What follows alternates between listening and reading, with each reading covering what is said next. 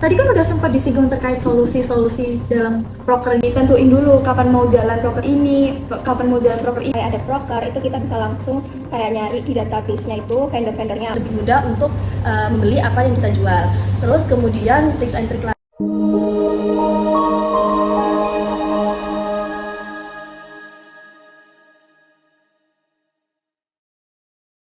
Hai semua, selamat datang di Medtalk, podcast Hima Kedokteran Unesa 2025.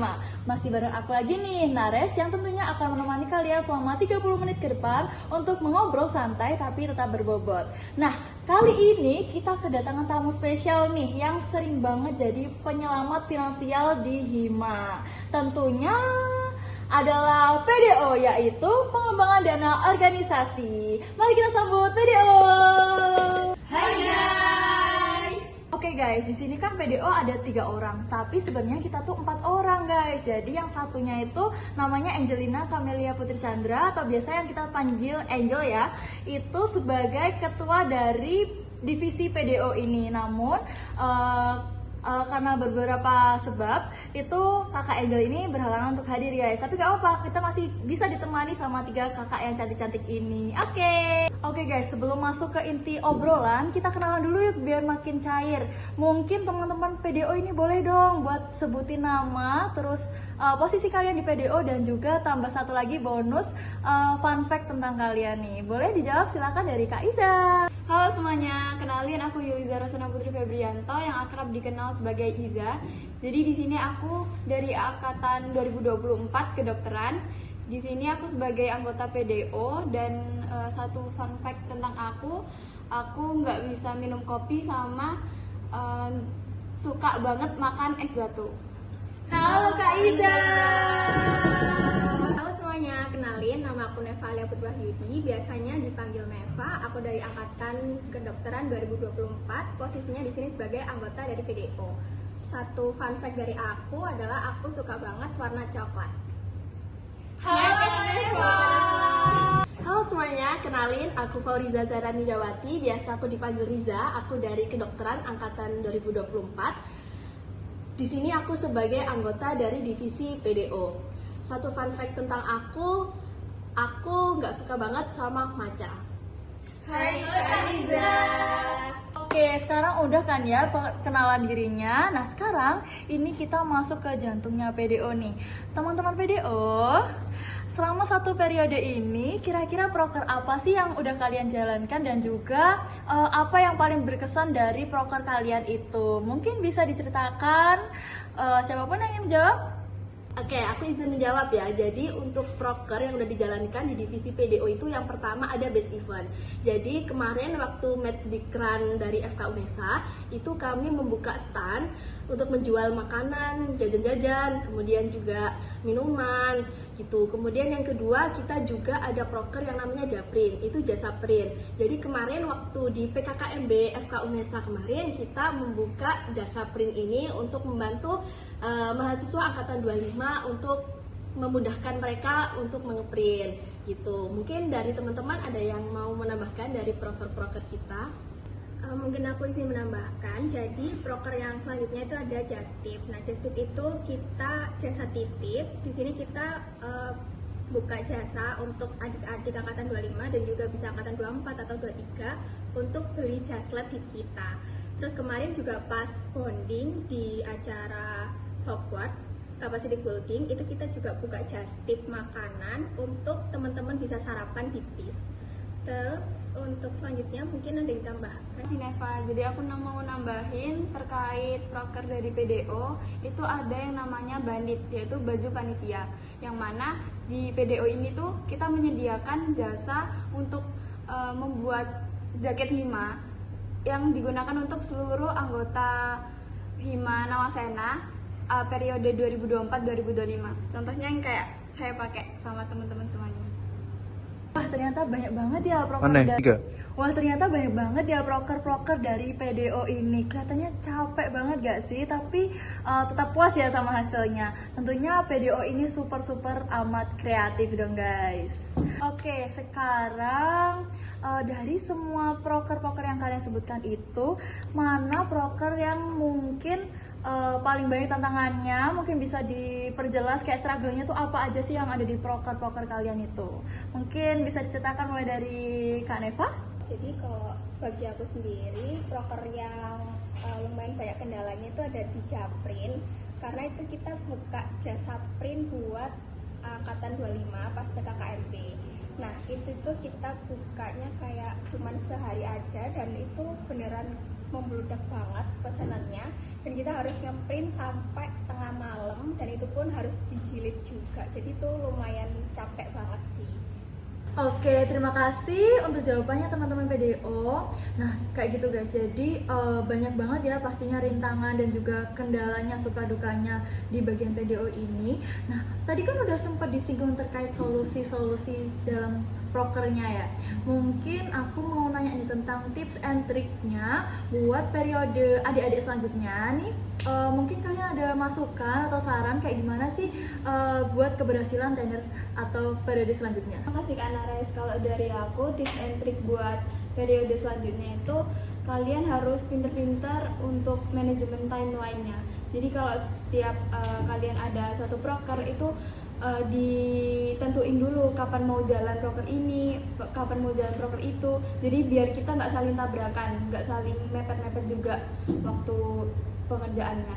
Terus juga kalau bisa nanti periode selanjutnya itu kalian siapin rekening yang khusus buat PDO sendiri. Jadi nanti kalian itu uang dari pemasukan proker kalian itu masuk ke situ. Jadi biar nggak kecampur sama uang kalian sendiri. Itu sih kalau dari aku. Oke, aku izin menambahkan dari Kak Iza. Jadi mungkin untuk tips and trick kedepannya itu bisa dibuat sistem barangnya itu lebih rapi lagi untuk just tip, untuk base event yang tadi itu juga supaya dia nggak sampai lebih. Kemudian juga dibuat mungkin kedepannya dibuat evaluasi terstruktur dari setiap proker-proker biar kita juga bisa memperbaiki lagi untuk setiap proker-proker tersebut. Oke, aku izin nambahin lagi.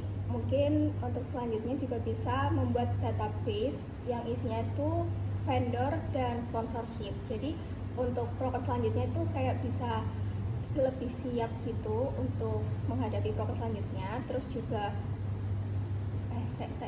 Tiga. Oke, aku izin menambahkan jawaban dari Fauriza. Mungkin untuk selanjutnya bisa dibuat kayak database yang isinya itu vendor dan juga sponsorship, agar kedepannya itu misal kayak ada proker itu kita bisa langsung kayak nyari di database-nya itu vendor-vendornya apa dan bisa menghemat waktu dan tenaga juga. Oke, terima kasih banyak kakak-kakak. Jadi banyak banget ya tips and trick yang bisa kita dapetin dari kakak-kakak ini. Tentunya dari menyusun timeline, terus juga menyiapkan untuk kebutuhan vendor dan sponsorship yang kita harapkan itu bisa berguna untuk periode selanjutnya, yaitu adik-adik kita. Oke, sekarang kita masuk ke segmen yang paling ditunggu-tunggu nih, yaitu spin wheel time. Nah, di segmen ini PDO itu bakal milih topik random dari salah satu topik di wheel. Topiknya tuh bisa manis, bisa pahit, atau bisa bikin kalian tuh mikir kritis. Mungkin kalian siap? Siap ya? Oke, kita mulai aja. Langsung aja, di sini aku udah siapin topik-topik yang menarik buat kakak Iza ini nge-spin. Oke, bisa dimulai aja. 1, 2, 3. Dapat apa ya? Oke, dapatnya adalah topik tips and trick jitu untuk cari cuan. Mungkin bisa langsung dijawab sama Kak Iza. Oke, aku izin menjawab. Kalau dari aku, tips and triknya itu yang pertama kalian harus tahu minat-minat dari teman-teman semuanya. Kalau semisal di angkatanku tuh banyak yang suka risol kan, nah kita jual risol. Kalau semisal mereka udah bosen, nah kita ganti menu baru, misal kayak basreng, terus cimol, ya kayak gitu. Nah kalau semisal ada angkatan baru, angkatan 2026 mungkin, nanti kalian itu bisa manfaatin kebutuhan mereka, kayak mereka butuh jas lab atau butuh sandal buat anatomi atau butuh masker, handscoon dan lain-lain. Kalian tuh bisa manfaatin untuk ngejual atau just tip buat bikin jas lab, terus beli handscoon. Mungkin buat mereka yang lupa nggak bawa handscoon ataupun masker, itu bisa beli ke kalian. Itu sih. kayak misalnya yang kemarin ada proker dari divisi bakat minat. Nah itu kan acaranya pagi-pagi banget. Nah otomatis mereka kan butuh untuk sarapan. Jadi kita buka just tip sarapan. Nah itu juga membuka peluang banget. Terus contoh lagi itu kayak pas di PKKMB ada kebutuhan untuk ngeprint. Nah itu kita bisa buka peluang untuk nitip jasa print. Oke, aku izin menambahkan. Jadi mungkin kalau kalian tahu itu ada si sosialis. Jadi orang kalau mau jualan itu dia kalau bisa itu extrovert. Jadi bisa mudah mengakrabkan diri sama orang lain. Jadi orang lain itu akan lebih mudah untuk membeli apa yang kita jual. Terus kemudian tips and trick lagi mungkin modal awal itu jangan modal yang besar, membutuhkan modal yang besar. Jadi kalau bisa itu dari jualan yang dari kita sendiri, dari ide kita sendiri terlebih dahulu gitu. Oke, jadi keren banget ya tips and trick dari mereka-mereka yang udah jago ini tentang tips and trick gitu cari cuan. Nah, untuk selanjutnya aku ada satu pertanyaan yang mungkin bisa kalian jawab ya, tentang ini nih, proker kalian yang Japrin ya. Nah, itu kan kalian adainnya di sebelum PKKMB ya. Itu mungkin apa sih yang membedakan proker kalian ini atau Japrin ini sama print-printan yang lain? Mungkin kan teman-teman kan bisa ngeprint di luar ya. Kenapa kok mereka malah milih Japrin jasa print-printan kalian? Begitu mungkin bisa dijawab? Oke, aku izin menjawab. Jadi kan PKKMB kemarin itu di FK. Nah, jadi adik-adik yang print di kita itu mereka nggak perlu repot-repot untuk ambil print-printannya sendiri. Jadi kita yang mengantarkan untuk langsung ke adik-adiknya. Jadi mereka nggak perlu repot untuk keluar untuk ngambil print-printan gitu. Itu aja sih dari aku. Kalau dari aku sendiri harganya itu murah dan bisa plus jilid teman-teman. Oke, aku izin nambahin. Jadi kalian itu masih bisa pesen di jam 12 kayak tengah malam, jam 1 itu masih bisa kami proses karena paginya kan pasti kami bangun. Terus kita juga lihat chat kalian, jadi kita langsung buat nge-printing ke kalian.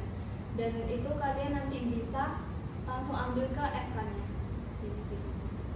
Oh ya guys, jadi untuk adik-adik kemarin yang nggak bawa cash itu bisa bayar lewat via TF atau pakai QRIS juga bisa. Yap, dan akhirnya kita sampai pada penghujung podcast pada hari ini. Terima kasih banyak untuk teman-teman PDO yang udah memberi insight dan juga sharing pengalaman, dan pastinya juga akan bermanfaat banget bagi adik-adik di periode selanjutnya. Nah, untuk pantun penutupnya kita akan simpan di akhir. Jadi aku mau minta nih harapan dari kakak-kakak PDO ini buat adik-adik yang selanjutnya nih yang akan meneruskan kinerja kalian. Mungkin bisa diceritakan. Oke, harapan dari aku untuk PDO kedepannya itu semoga PDO semakin kreatif dan semakin inovatif dalam menciptakan sumber pendanaan yang baru.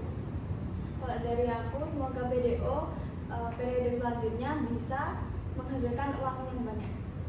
Dan kalau dari aku, semoga teman-teman nanti bisa terus semangat karena PDO ini agak lebih berat ya teman-teman. Terima kasih. Dan inilah akhir kita sampai di penghujung podcast pada hari ini. Terima kasih banyak untuk teman-teman dan kakak-kakak PDO yang udah sharing-sharing pengalaman, terus ngasih insight, dan pastinya yang bermanfaat banget buat kita semua dan juga untuk adik-adik yang kedepannya.